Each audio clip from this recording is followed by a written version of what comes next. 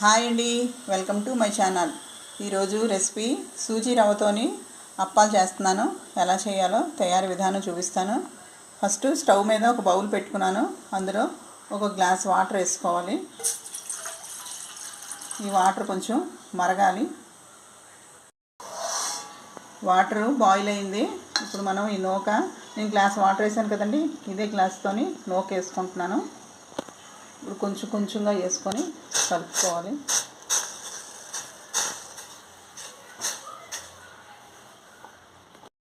Sugar ఒక glass వేస్తున్నాను. Glass కొంచెం తక్కువ వేస్తున్నాను, మీకు కొంచెం స్వీట్ తక్కువ తింటాము.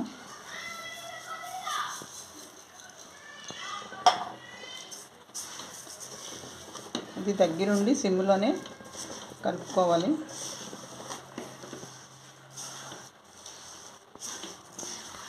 ఇందులోని కొబ్బరికూరు